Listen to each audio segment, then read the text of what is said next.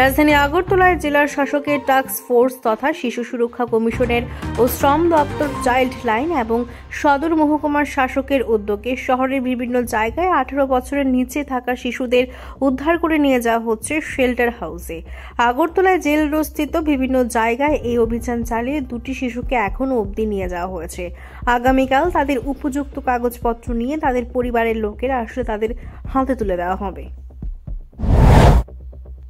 সদর আমাদের যিনি ডিএম ওনার টাস্ক ফোর্স একটা গঠিত হয়েছে, যেটা child labour rescue.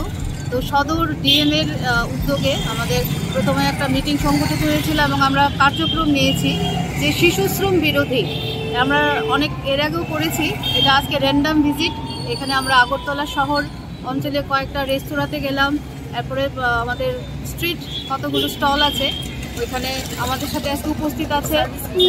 Servicing centre থেকেও উদ্ধার করা হয়েছে মোটর, যেটা গ্যারেজ, সেখান থেকে মোটর মেকানিক সেন্টার এখানে উপস্থিত আছে আমাদের মাননীয় ডিসিএম সদর এবং লেবার ইন্সপেক্টর, লেবার ডিপার্টমেন্টের অন্যান্য স্টাফরা আছে। তারপরে চাইল্ড লাইনের দিদিমণি আছে, আমরা চাইল্ড ওয়েলফেয়ার কমিটির থেকে আছি। আমাদের যেটা সবচেয়ে বড় আমরা যেটা চাইছি যে ইরেডিকেট অফ চাইল্ড লেবার, এটা সমাজের বদ্ধমূলে পৌঁছে গেছে যে শিশু শ্রম এবং বাল্য বিবাহ, এটা একদিনে হয়তো দূরীকরণ সম্ভব না, এটা আমাদের নিরন্তর প্রয়াস। আজকে এখন পর্যন্ত অভিযানে আমরা সাফল্য পেয়েছি, যেখানে গ্যারেজ থেকে উদ্ধার হয়েছে এবং আমরা স্টল থেকেও, যেটা ফুড স্টল, পথের ধারেও স্ট্রিট ভেন্ডার হিসেবে আছে। তো আমরা তো আমাদের কাজ করছি, এটা আমাদের প্রশাসনিক কাজ আমরা করব।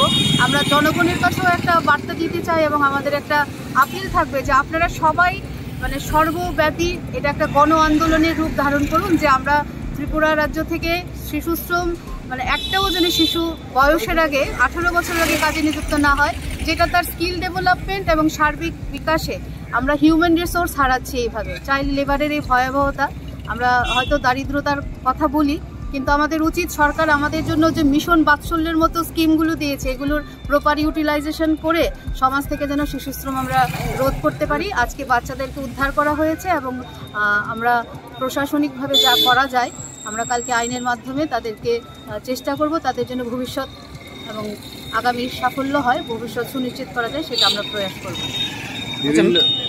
ম্যাডাম, দেখা যাচ্ছে যে সেই বিষয়ে আমাদের একটাই বলায়, আমরা আমাদের রুটিন মাফিক কাজ করি এবং আমাদের যে কাজটা সেটা কিন্তু দেখুন এখন বলতে গেলে প্রতি ঘরে ঘরে বাচ্চারাও ঘরে হাউস হোল্ড হেল্প করে, সেটাকে তো শিশুশ্রম বলা যায় না। কিন্তু যেটা বৃহত্তর স্বার্থে দেখা যাচ্ছে যে কলকারখানাতে এবং যেগুলো ডেঞ্জারাস সেক্টর, হ্যাজার্ডাস সেক্টরে বাচ্চারা কাজ করছে, সেইখানে আমরা একটা জনজাগরণ যেন আসে। এটা প্রত্যেকের কাজ, সমাজের প্রতিটা সাধারণ নাগরিকেরও কাজ প্রশাসনকে সাহায্য করা এবং এগিয়ে আসা। আমরা আমাদের মতো করে চেষ্টা করছি, কারণ প্রশাসনের অনেকগুলো কাজ থাকে। যেমন ধরুন আমরা কিছুদিন আগে দেখলাম ডিসেবল ডে পালিত হয়েছে, হিউম্যান রাইটস ডে পালিত হয়েছে, সরকারি সেরকম রুটিন মাফিক ক্যালেন্ডার মাফিক অনেক কাজ থাকে।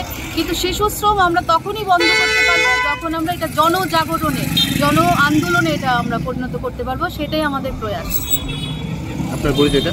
আমি চাইল্ড ওয়েলফেয়ার পশ্চিম ত্রিপুরা জেলার আমি চেয়ারপারসন অস্মিতা বণিক।